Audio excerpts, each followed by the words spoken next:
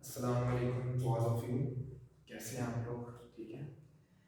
अच्छा जी, आज हम अपना लेक्चर नंबर 4 स्टार्ट करेंगे जो हमारा ऑनलाइन चल रहा है एडीपी मैथ का। लास्ट लेक्चर में हमने देखा था कि हमने डिफरेंट थ्योरम्स किए थे और एक दो क्वेश्चंस किए थे। ठीक है, आज हम जो क्वेश्चन नंबर 21 से स्टार्ट करेंगे। एक्सरसाइज आपकी 1.3 है।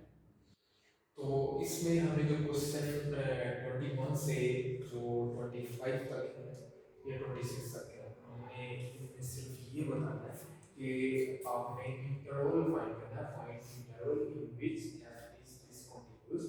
हमें अपने फंक्शन जो भी फंक्शन गिवन होगा, हमने बताना है कि ये किस पॉइंट पे, ये किस इंटरवल पे ये डिसकंटीन्यूअस है। डिसकंटीन्यूअस का क्या मतलब है कि फंक्शन की वैल्यू एग्जिस्ट ना करती हो, या अगर एग्जिस्ट करती है तो उसकी राइट हैंड साइड और लेफ्ट हैंड साइड लिमिट जो है ना वो दोनों इक्वल होनी चाहिए। ठीक है, तो इसके लिए जब भी हमने डोमेन की बात की है, तो डोमेन की बात करने के लिए सबसे पहले जो हमारा जो ऊपर वाला फंक्शन होता है, डोमेन के लिए ऊपर वाले फंक्शन को हम नहीं देखेंगे, क्योंकि हमारा जो एक्स के माइनस फाइव है, आप रियल में से कोई सा भी पॉइंट उठाएं, आप यहाँ पे पुट करें, आपके पास डेफिनेट आंसर आएगा। ठीक है, आप अब हमारा जो टास्क होगा हमने डिनोमिनेटर में लेना है। डोमेन के लिए या तो आपका टारगेट डिनोमिनेटर होना चाहिए, या आप लोगों का टारगेट जो है वो स्केल रूट होना चाहिए। अगर आप हम बात करें अपने फंक्शन की, तो x square minus five divided by x minus five है। तो अब ये फंक्शन ऊपर जीरो आ जाए, हमें उससे गर्ज नहीं है। हमें फर्क तो तब पड़ेगा जब हमारे डिनोमिनेटर में आंसर जीरो आएगा। तो डिनोमिनेटर में आंसर जीरो कब आएगा? जब हम x की वैल्यू यहाँ पे 1 पुट करें, x minus one equal to zero, x is equal to 1। तो इसका मतलब है इस फंक्शन में हम जब भी x की जगह पे हम पुट करेंगे 1, तो नीचे हमारे पास जीरो आ जाएगा। तो फंक्शन के डिनोमिनेटर में अगर आंसर जीरो है तो वो अनडिफाइंड है। तो इसका मतलब है कि ये function at x is equal to 1 given f is discontinuous है। या आप सॉल्यूशन सेट इसका लिख सकते हैं, इसकी जो डोमेन है जिसको हम डोम भी बोलते हैं, उसमें हम क्या करेंगे, हम रियल में से 1 को हम निकाल देंगे, 1 को हम माइनस कर देंगे। अब 1 जो कि एक सिंगल नंबर है, तो फिर इसको हम सेट के फॉर्म में लिखेंगे, सिंगलटन सेट कर्ली ब्रैकेट के साथ लिखेंगे। आंसर आप ये लिख रहे हैं या ये लिखेंगे, इससे कोई फर्क नहीं पड़ेगा, सेम है। अच्छा, अब हम बात करेंगे हमारा जो फंक्शन है वो 10x है। अब हमें ये बताना है कि 10x कहाँ पे अनडिफाइंड है, ऐसी कौन सी वैल्यू जहाँ पे 10 की वैल्यू एग्जिस्ट नहीं करती। तो उसके लिए हम देखेंगे, हमें पता है कि 10x किसके इक्वल होता है, sin x over cos x, इनकी जो रेशियो है वो इज इक्वल टू 10x होती है। तो अब ये sin x ये जीरो आ जाए, आ सकता है, हमें इससे कोई असर नहीं है। फंक्शन की ऊपर जीरो आए फर्क नहीं पड़ता। फर्क कब पड़ेगा, जब ये नीचे नीचे वाला जो फंक्शन है ये इक्वल टू जीरो नहीं आना चाहिए। अब ये देख हमें अब हमें देखना ये है कि cos ऐसी कौन सी वैल्यूज है जिन पे cos का आंसर जीरो आ रहा है आपके पास। cos x is equal to zero, x is equal to हम लिख सकते हैं cos दूसरी साइड पे जाएगा इनवर्स हो जाएगा, cos inverse is equal to zero. अब हमें जब इसको ड्रा करेंगे, हमें बताना है कि cos जब जीरो पे cos का आंसर 1 होता है, जब हम जाएं 90 पे तो cos का आंसर जीरो होता है। इस जितना भी y एक्सिस पे cos हमेशा हमें आंसर जीरो देगा। 90 पे भी जीरो है। अब 90 को हम क्या लिख सकते हैं, पाई बाय 2। 270 पे भी जीरो है, 270 को हम क्या लिख सकते हैं, 3 पाई बाय 2। तो जब ये अगेन एक सर्कल कंप्लीट करके अगेन दोबारा 90 पे आएगा, तो अगेन उसका आंसर जीरो हो जाएगा। तो वो जब एक सर्कल कंप्लीट करके अगेन 90 पे आएगा तो वो बन जाएगा 5 पाई बाय 2। अब यहाँ पे इसके साथ 1 है, इसके साथ 3 है, इसके साथ 5 है, तो जो नेक्स्ट होगा वो 7 पाई बाय 2 है। तो अब ये जो नंबर है ये हमें बता रहे हैं कि odd multiple of pi by 2। cos answer zero कब देगा, जब भी आपके पास ऑड मल्टीपल हो किसका, x बाय 2 का। अब कोई भी नंबर हम ऑड कैसे बनाते हैं, कोई सा भी नंबर उसको हम 2 से मल्टीप्लाई करते हैं और प्लस 1 करते हैं, वो ऑड नंबर होता है। जनरल फार्मूला है ऑड नंबर का। अब इसको हम पाई बाय 2 से मल्टीप्लाई करें तो हमारे पास आंसर जो है ना वो इसमें से किसी एक में से आएगा, और इनमें से कोई सी भी एक वैल्यू यहाँ पे हम जब cos की पुट करेंगे तो आंसर जीरो आएगा। तो इसका मतलब है कि ये जो फंक्शन है ये डिसकंटीन्यूअस किस जगह पे होगा, ये फंक्शन हमारा ये सारा ऐसा कौन सा पॉइंट है जिस पे डिसकंटिन्यूअस होगा, वो हमारा ये वाली पॉइंट है। अब हम मूव करते हैं नेक्स्ट क्वेश्चन पे।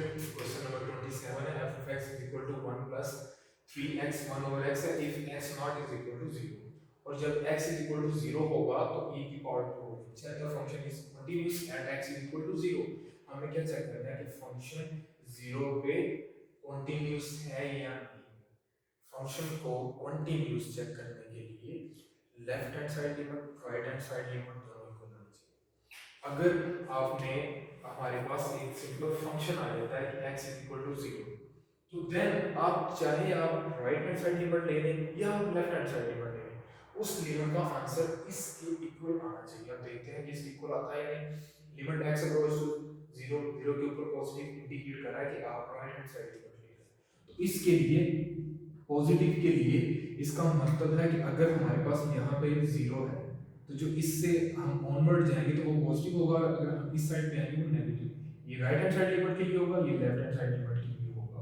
तो अब हम यहाँ पे पॉजिटिव क्यों ले रहे हैं, क्योंकि हमें कंटिन्यूटी चेक करनी है। और दूसरी बात कि हमने इसके लिए 0 के ऊपर जो पॉजिटिव, इसके लिए हमने यही फंक्शन क्यों लिया, हम ये भी तो ले सकते हैं। अब इसको हमें क्यों नहीं ले रहे, अगर हम एग्जैक्ट 0 कर देंगे तो वो तो इस कैटेगरी में आ जाएगा, हमें फिर ये फंक्शन लेना पड़ेगा। अब x के ऊपर पॉजिटिव है तो इसका मतलब है हम इस पोर्शन में मूव कर रहे हैं, इस पोर्शन में मूव कर रहे हैं तो x नॉट इक्वल टू 0 है, तो हमने ये फंक्शन ले लिया। अब हमें पता है कि यहाँ पे अगर 1 हो और ये अगर 3x है, अगर यहाँ पे कोई भी नंबर हो तो यहाँ पे उसकी पावर में उसका रेसिप्रोकल हो, मतलब 3x का रेसिप्रोकल क्या होगा 1/3, तो इसकी पावर में 1/3 होना चाहिए, देन वो हम e को इंट्रोड्यूस करवा सकते हैं। अब हम क्या करेंगे, यहाँ पे अगर 3x है तो 1/x हम 3 के साथ मल्टीप्लाई भी कर देंगे और डिवाइड भी कर देंगे। अब ये जो चीज़ है हमारी,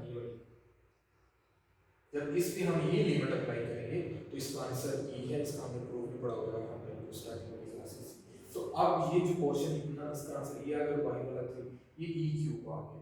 अब ये देखिए अगर तो ये e क्यूब का आंसर इसके इक्वल आ जाता तो फंक्शन कंटीन्यूअस था, अदरवाइज ये फंक्शन डिसकंटीन्यूअस। अब देखते हैं हम लिमिट x इक्वल टू 0 और हम एग्जैक्ट 0 पुट कर रहे हैं। एग्जैक्ट 0 के लिए हम फंक्शन इसके में x की जगह पे 0 पुट करेंगे, क्योंकि इसमें e2 में x है नहीं, यही आ जाएगा। तो अब हमारा ये आंसर सेम नहीं आ रहा, तो अगर दोनों आंसर सेम ना हो तो हम कहते हैं कि फंक्शन इज डिसकंटीन्यूअस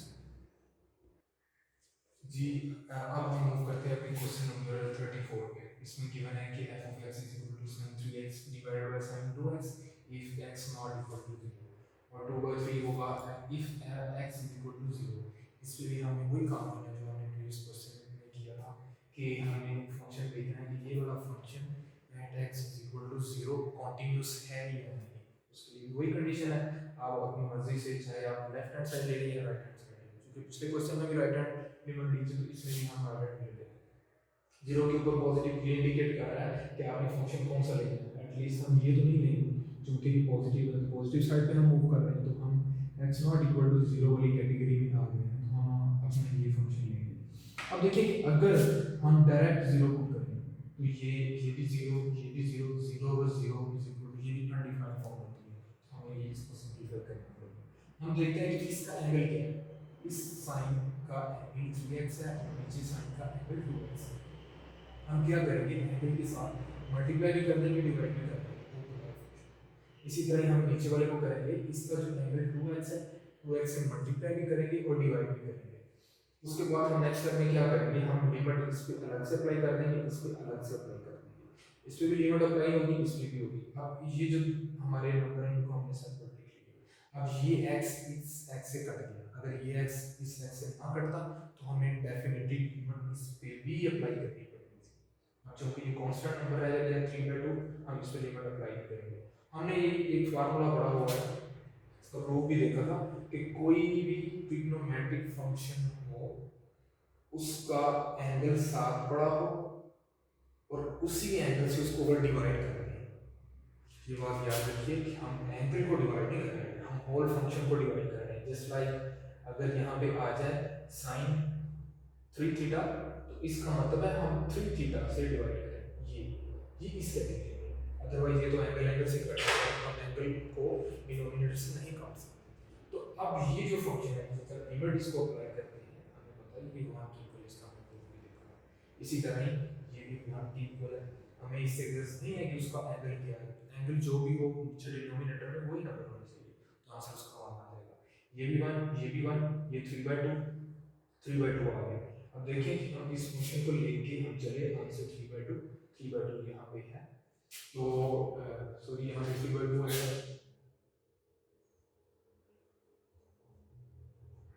तो अब ये दोनों लिमिट्स, इसकी जो हमने लिमिट फाइंड की हुई है, तो वो दोनों लिमिट्स इसके इक्वल आ जाएगा नंबर 3/2 के। जब ये दोनों लिमिट्स इक्वल आ जाए तो फंक्शन कॉन्टिन्यूस, हम इसको क्लेम कर सकते हैं कि ये जो फंक्शन है गिवन डोमेन में कॉन्टिन्यूस है। अब हम क्वेश्चन 35 देखते हैं। Let f of x is equal to x cube and g of x। f of x आपको सिंपल एक फंक्शन है और जो g of x है वो आपको पीसवाइज गिवन है। तो determine whether f of g and g of f are continuous at x is equal to 0। इसमें बेसिकली हमें क्या करना है, इसमें हमने फंक्शन की कंपोजिशन लेनी है f of g and g of f।